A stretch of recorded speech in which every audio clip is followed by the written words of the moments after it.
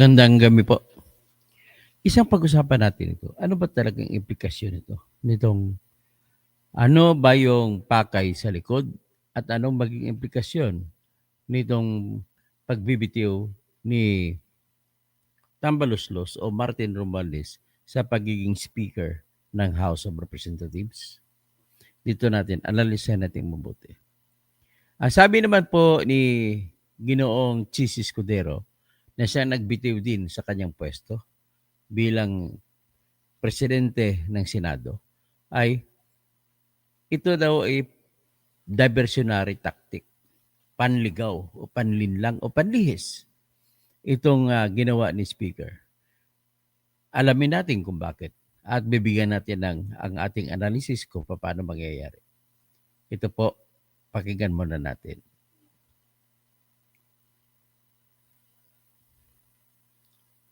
Yung balita ng Billionaire News Channel.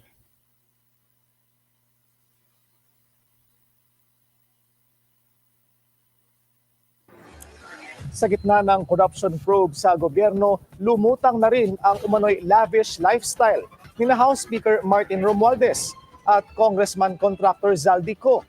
Ayon sa source ng bilyonaryo, bumili si Romualdez ng 2 Gulfstream private jets mula kay ultra-bilyonaryo Lucio Tan. Ang isa raw ay pre-owned G150 na nagkakahalaga ng up to $8 million. Ang isang G550 na posibleng umabot sa $35 million o 2.6 billion pesos. Nakapark daw ang aircraft sa hangar ni Tan at nakuha na raw nito ang atensyon ng Malacanang. Si Zaldico naman na nasa Amerika, pinupull out na umano ang kanyang sariling fleet ng luxury jets at choppers sa Pilipinas. Ayon sa mga dokumentong nakalap ng bilyonaryo, pinapa-register na ng kanyang Mercedes Aviation ang fleet nito. Partikular ang umano'y Gulfstream G350 na may halagang $36 million. Ang namumuno sa aircraft leasing business ang anak ni Ko na si Michael Ellis Ko. Meron din umanong 5 luxury Bell choppers ang Mercedes Aviation na ginagamit para ihatid ang guests sa luxury resort ng kongresista sa Albay. So, yan ang yan ang kita nyo. Ibig sabihin, panlinlang. Kasi ang problema nga, bakit? Para hindi mapansin po yung kanilang yung mga ninakaw nila. Yan. Yan po ang gusto lang itatago. Kagaya na bumili ng isang helicopter, 2 helicopter, si Tambaluslos. 36 million, 36 million US dollars ang isa. So, ginabili, ang 36 million times 10 is 360 times 5, nasa almost 2 billion pesos pa lang isang halaga ng isang eroplano na yan. Yung eroplano na yan po, yun ang uri ng eroplano na ginamit sa pagbitbit kay Duterte, Ginoong Duterte, doon sa The Hague. Oh. Yan po, Gulfstream. So, ibig talaga magaling yung eroplanong Gulfstream. Maasahan. So, yan po yung tinatago. So, panghugas kamay, panlinlang. Para gumalaw sila, maitago nila. Ang problema lang, nahuli din. Number 2 na panlinin lang yan ay, ng problema din kasi ang pamahalaan ni Bongbong Marcos, ng problema na tinitingnan at mababa ang tingin ng mga Pilipino. At hindi lang tingin ng mga Pilipino ang tingin diyan ang problema. Ang problema diyan ay masyadong baboy ang tingin sa Pilipinas ng ibang bansa. Lalo na yung bansa na pinag-uutangan natin gaya ng Korea. Dahil sa korupsyon, nag-utos yung presidente ng South Korea na i-withdraw yung nila na kapag desisyon na sila na magpautang sa Pilipinas, pero binawi. Kasi sa pangamba na hindi mababayaran ang utang. So, hinuhugasan sa aspeto na ganun. Pangalawang aspeto ng panlilin lang yan is, malapit na rin kasi ang kasunod na halalan. So, kailangan matatanggal si si Tambaluslos para maipakita sa publiko maayos naman ang pamahala ni BBM. At in the same manner, ang sisi mabubunton doon kay Romualdez, hindi kay BBM. So kung kay Romualdez ang bunton ng sisi, hindi papagalitan ngayon ng mga Pilipinong botante si BBM at kung sino man ikakandidato niya para sa BARM election na parating sa sunod na barangay election at yung mahigit sa lahat yung election sa 2028. Yun ang isang pinakamalaking pinakamalaking target. Bakit? Ano ba? Sino bang ikakandidato ni Bongbong? Kasi unang-una, wala ata kayong akong immediate na nakikita na kapartido nila na tatakbo. Kung may tatakbo rin na Marcos, yan, sa partido naman ni yun, kasama ni Sara, si Amy Marcos. So, in other words, maraming isinalba ang maraming pakay itong dahilan ng matindi, mabigat ang desisyon na pagbitaw. Sa pagbitaw ni Romualdez, siyempre una, mawalan siya ng kapangyarihan. Pangalawa, yung kamay niya na may access sa tinatawag na confidential fund ng Speaker of the House ay mawawala. So, ibig sabihin, pero ang tanong ng lahat, ito po magbibigay sa inyo ng idea kung bakit. Na panghuhugasan talaga. Bakit hindi hinayaan ng grupo ni BBM na mamili na lang ang mga congressmen kung sino ang gusto nila na magiging speaker? Ang nangyari, pinatawag sila, yung mga leaders nila. Pinatawag ni BBM. At kinausap si Tambaluslos, magbitiw gawin na. At itinuro yung isang tao na pwede nila mapagkatiwalaan at walang iba kundi si Congressman Boji D. So yan po ang yung pinili nila. Kasi kung imaginein mo kung si Toby Chanco maging congressman, mas mapagkatiwalaan mo kasi iyang taong yan ay hindi po nagsisigaan, hindi nagsusugal na ilalagay sa alanganin yung bayan. Kita mo siya pa nga yung nagbisto, siya pa ang nagsisiwalat kung ano ang klase ng mga paningit o mga budget na insertion, mga flood control na insertion na pinasiningit ni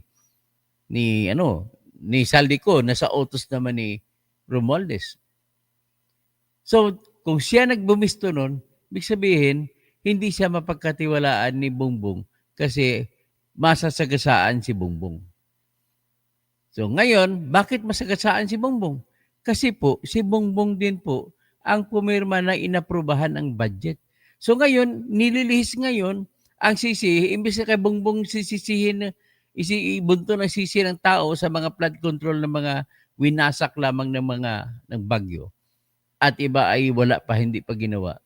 At siyempre, kagad-agad, save by the will kagad si Bongbong, salita kagad siya, mahiya naman kayo. Pero bakit sila lang ikaw hindi ka nahiya?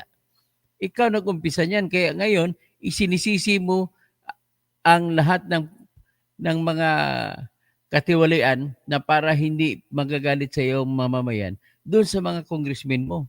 Unang-una sa iyo yung mga congressmen na yan eh. So kaya nga ng resulta, ang galing ng diskarte, tumaas ngayon ang tiwala ng taong bayan kay BBM. Diskarte, pero ang totoo niya, ng katotohanan, si BBM may pinagmulan ng katarantaduhan eh. For all you know, kumukuha, si Saldico, kumukubra sa lahat ng kontraktor, kahit na kontraktor siya, pero binagbibigyan niya rin ibang kontraktor. At pag may makubra siya, ang kubra niya, ibibigay niya rin kay Tambaluslos. Si Tambaluslos naman, saka si BBM mag-usap kung paano magbigayan sila. Yan po ang sinasabi ni Chis Escudero na diversionary. Basahin natin yung sinabi ni Chis Escudero. Iangat natin dito. Ito po ang sinabi ni Chis Escudero. Di ba si Chis Escudero, may sarili din siyang problema? Gahayaan muna natin problema niya, dito muna tayo mag-usap. Yan, si Chis Escudero. For the first time, no, nagsalita siya ngayon mula nung tinanggal siya sa pagiging speaker pagiging presidente ng Senate. Sabi niya sa English, Senator Francis Escudero on Wednesday hit back at the House leader for saying that he and Ako Bukol party list Representative Saldico were the ones to blame for the alleged insertions. Tinuturo niya, wala siyang kinalaman dun sa pagsigit-sigit ng pundo. Kundi tinuturo niya rin kay Saldico at saka kay Tambaluslos. Ngayon, kung pina-resign si Tambaluslos, ibig sabihin, gusto lang palabasin, kaya nga ako nag-resign, hindi ako dyan, hindi pa ako involved dyan sa pagsigit-sigit na yan. True enough, lalampasan ni Speaker ang akusasyon na siya ang mag-utos na ipasigit-sigit yung mga pundo. Umalis na nga siya sabi niya ganun. At saka yung record, pag binuksan mo, sino naman naglilista doon? Si Saldico.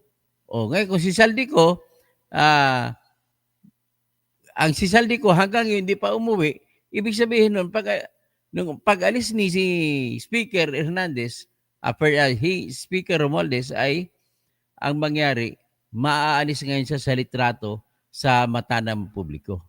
So, mabubuntun ngayon ang CCG kay Chis Escudero. Bakit? Si Chis Escudero kasi, president siya ng Senate, at ang kanyang Finance Secretary, si Grace Poe, ay pwedeng may direktang pakialam sa paglalagay ng budget doon sa Bicameral Conference Committee. So, ang kabila, grupo naman ni Tambaluslos at saka ni Elizaldico. Pareho silang wala. Yan ang resulta. So, nag-aalala sa totoo lang, nag-aalala si Chis Escudero na sa kanya iba ba to ngayon ang problema. So, sabi ni Escudero, he cautioned the public against the so-called calculated diversions. Kalkulado na nila to ginawa. Kumbaga, suicide na to, diskarte ni Tambaluslos in a bid to absolve House Speaker Martin Romualdez from the controversy on the alleged substandard and ghost flood control projects. Katawa-tawa ang ginagawa nila. Ang bilis naman nila i-absolve si Speaker Romualdez. Ilaglag si Saldico. Ilaglag daw si Saldico, ilihis ang isyu at magtuturo ng iba. The senator said in a statement. The former Senate chief made the remark after Deputy Speaker and Antipolo Representative Ronaldo Puno said in an interview that Escudero and Saldico, who is the former chairperson of the House Committee on Appropriation, should be blamed for the 2025 budget. Yan ang nakita niya na panimula, na diskarte. Ko had denied allegations that he made 13 billion worth of insertions in the 6.3 trillion national budget for 2025.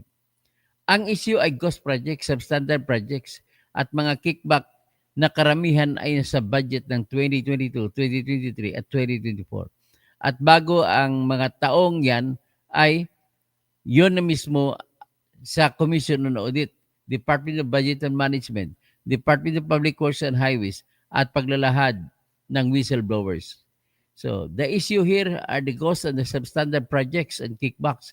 So, samantala, ang 2025 budget ay kasalukuyan pa lang na pinapatupad. Sa ngayon, ayon sa DPWH Secretary Bin Sison, titiyakin daw niya na maayos ang pag-implement nito, di tulad ng sa mga nagdaang taon. Pero ang problema nito, ang manggagawa lamang ni Bin Sison, yung hindi pa nagawa. Yung nagawa na, hindi niya na mababaliktad. The Senator thus advised the public, mag-ingat po tayo at huwag magpadala sa diversion at pag-release nito. So, Romualdez was among the several members of the House of Representatives who have denied links to kickbacks from flood control projects alleged by contractor Sara and Curly Discaya in a Senate hearing. So, tiyata mo na, yung pag-ano ni Senate hearing ni Sara Discaya, gulantang kagad si Romualdez, pinaalis. So, yun naman ay gulantang kagad, tinanggal kagad si Chis Escudero.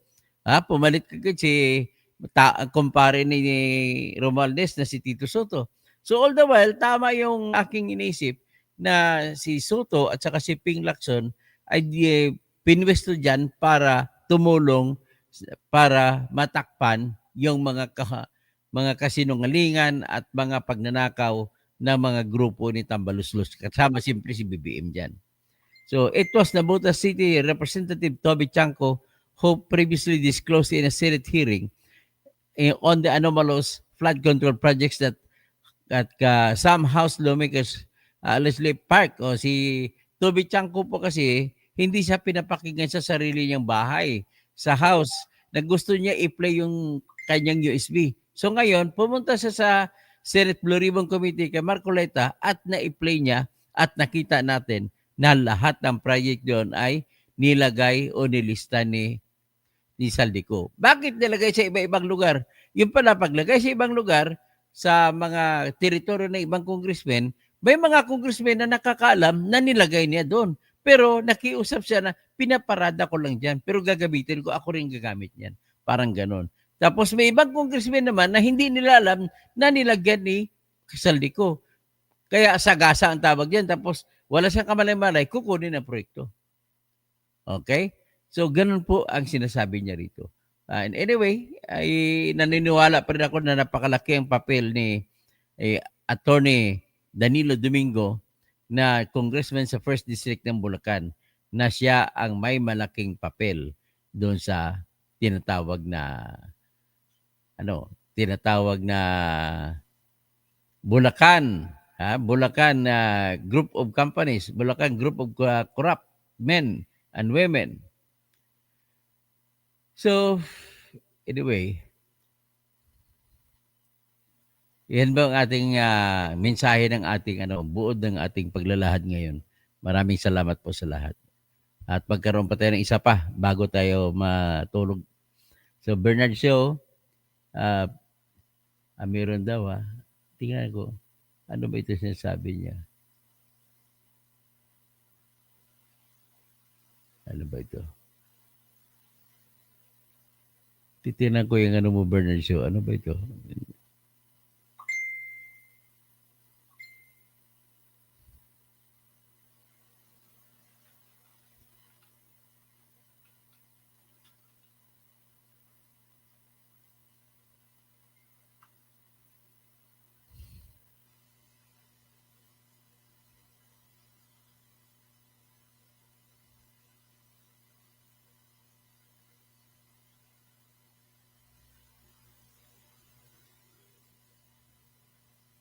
Mm-hmm.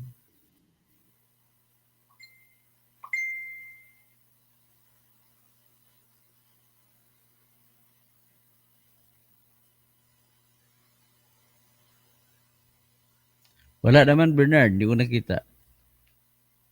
So anyway, patapos na tayo. So si Fernando Rafael Cuervo, adios Romualdez. Yeah, Espanyol yun goodbye. Sabi ni Kiko Barsaga, I just want to see him in order to congratulate him and for the graduation. Rodi Rabi, pare-parehas lang sila sa Marcos, Tambaluslos at Saldico. Puro sila kurakot. Ganun nga. Kari-kari at bagoong. There will be a candidate of the Marcos admin, the Trojan horse versus BP Sara, political analyst. Sino kaya yung Trojan horse na yun? Birds Fresco, huwag tigilan hanggang hindi mag-resign si BBM dahil tuloy pa rin ang corruption. Dapat RevGov, grabe na to, RevGov. Rodi Rabi, dapat samsamin ang mga eroplano nina sa Romualdez at Saldico. Grabe, may eroplano na sanda. Okay, kawawa naman si Tambi. Umalis na, pwede naman siya umiyak habang tumatagay, sumasakay o tumatagay na sa helicopter niya. Kawawa naman. Grabe ang helicopter, tinatagayan lang sige, yan na po, hanggang dyan lang tayo at maraming salamat po. Pastor Rodi Rabi, dapat palayasin ng mamayang Pilipino si BBM, Romualdez, Saldico sa salang plunder at command responsibility. Pero sa totoo lang, ang utak sa lahat nito, naniwala po ako si BBM. Hanggang maraming salamat po. Hanggang dyan lang muna tayo.